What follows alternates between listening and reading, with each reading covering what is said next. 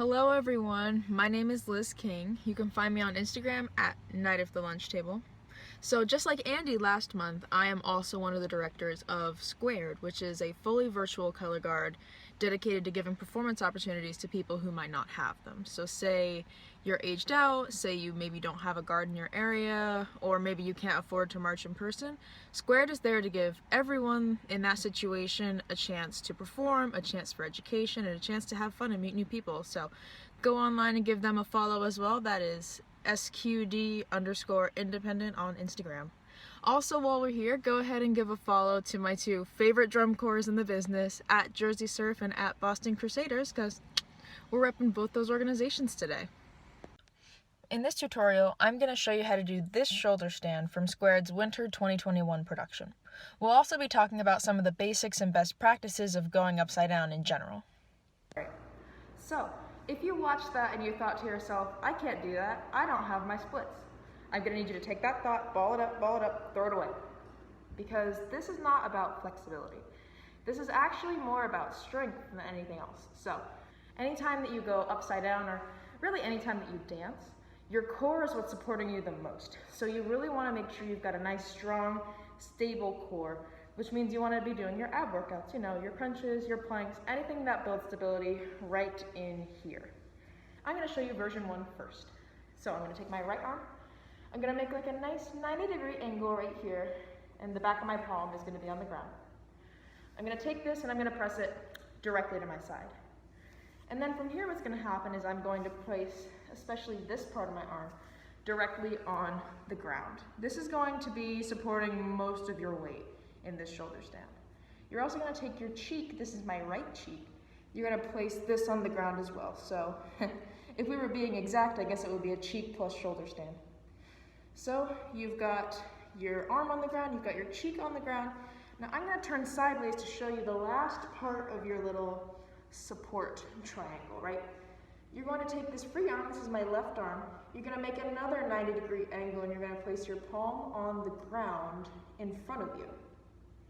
You really want to make sure this isn't too far out or too close to you.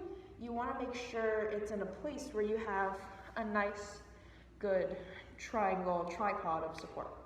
And just like I said, it's a triangle, right? That means you're going to place your palm in a place where it's sort of splitting your cheek and your elbow. So you've got your 3 points, 1, 2, 3.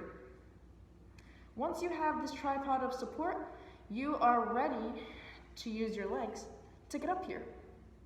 So I'm going to go ahead and turn around and show you what that looks like because it makes more sense when I turn around. But make sure you practice that tripod until it feels very stable. So you're going to go ahead and set up that tripod we've been talking so much about. The next thing from here is your left leg is going to bend, and you're going to have your foot pointed on the left leg. And your right leg is going to extend, and this is actually not pointed. It's going to be in a little stirrup. It's going to be in a little stirrup on the ground. So that means you've got the ball of your foot right here on the ground because you want to use it to get a little bit of a push, a little push. That's going to be the thing that helps you get up. So you set up your foundation. You're going to start leaning up with your left knee, and you're going to start extending this right leg. From here, all that's left to do is push all the way up, and then your abs are going to take over from there. If I show you from the front, right, you always want to set up this tripod before anything else. Now your left leg leads, your right leg pushes, and your abs take over. When you're here, a couple of things to note. The thing that keeps you stable, right, once your feet leave the ground, all that's supporting you is that tripod and your abs. So in order to get up and stay up, you need to think about your core. Your core is going to be pulling up towards the ceiling. So you're going to think about your spine extending, you're going to think about your hips going straight to the sky, and you want to make sure that your legs are at a mostly equal angle, because if you're crunching to one side or the other, you're probably going to fall. And remember how I said you don't need your full splits to do this? Watch from the side, right? Tripod, you're going to push into it. My feet are going slightly forward. They're not completely to the side, right? So your feet can go forward like that, but make sure they're not going too far forward. If they're going too far forward, you're giving yourself a bit of a counterbalance and then you're just gonna roll out of it. That was version 1, where you just push directly into your shoulder stand. Now I'm gonna show you the second way of getting into this. It requires the same amount of strength, but it does give you a bit of momentum instead of just making you push, push, push all your way into it. So, same as before, this tripod does not change, right? You always need this tripod because that's your foundation. Then the only difference is, for me, this is my left leg, but it's gonna be whatever your back leg is. I'm starting in a sort of on the ground stag. You're going to swing that back foot in front, and then from here, you just boop, push right up. Now, you're gonna wanna do that fast in order to have the momentum. I was just showing it to you slow, but for some people it really helps because it gives you a bit of an upward motion if your left foot drags along the ground and then pushes right up. So I will show you that from the back because it makes a little bit more sense, right? You start right here. As you're going down, you're bringing this corkscrew up, and you're still doing a bit of a push. You're still doing a bit of a push from that right leg. So I want you to watch. I want you to watch this foot right here as I do this. See how it's still giving me that little up. So there's always a bit of a spring you need to it. Now that we've talked about the 2 ways to get into this, right, the 3 things above all else. 1, tripod. Tripod, tripod, tripod.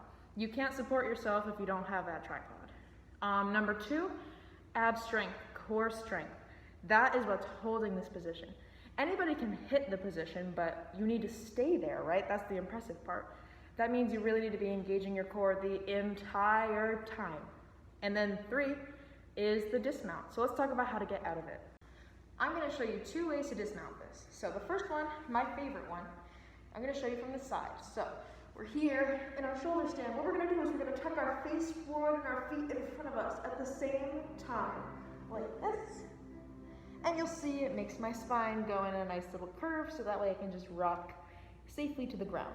When you do it, you wanna make sure you're really committing to this shape right here so that way you just, you're safe. It's like a little roller coaster. I'm gonna show you that again from the side. And remember, you're tucking forward and forward, almost like this kind of stretch. You're here and you go tuck, tuck, down.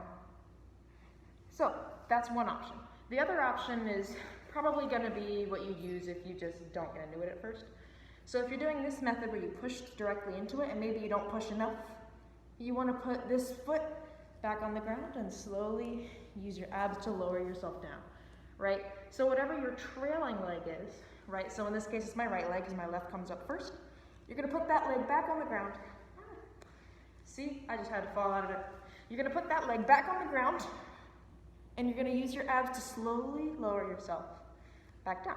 I wanna talk very briefly about a couple of safety precautions for this move and any move that goes upside down. I have 3 main rules. So, number 1, engage your core. I know I've been talking about it this whole video, but it's just that important, right? If your core is engaged, that means you're stable. Because once your feet leave the ground, they're not supporting you anymore, right? And sure, you've got your arms, sure, you've got your shoulders, but these muscles right here, that's what's gonna keep you stable. That's gonna give you the time to think. It's gonna help your partner. If you're doing this with a partner, it's just gonna help everyone. So, rule number 1, engage your core. Rule number 2, commit. So there's actually a decent number of upside down skills that become more dangerous if you decide to try and stop halfway through. So for example, if I'm doing a cartwheel, the safest course of action is gonna be one straight line, right? Here. But if I go to do this cartwheel, and I stop right here and I decide, wait, I'm not gonna do this, what's gonna happen is your energy is gonna go into some strange planes that maybe you're not prepared to deal with. So if you go, wait, it's gonna, things are gonna go wrong, and that's not safe for anyone either.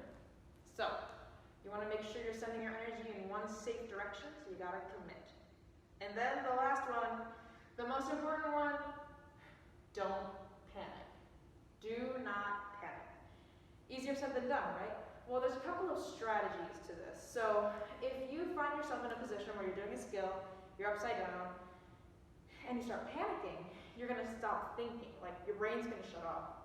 You're You're going to feel some adrenaline come through. Suddenly you get jittery, you can't support yourself anymore, and it's just dangerous.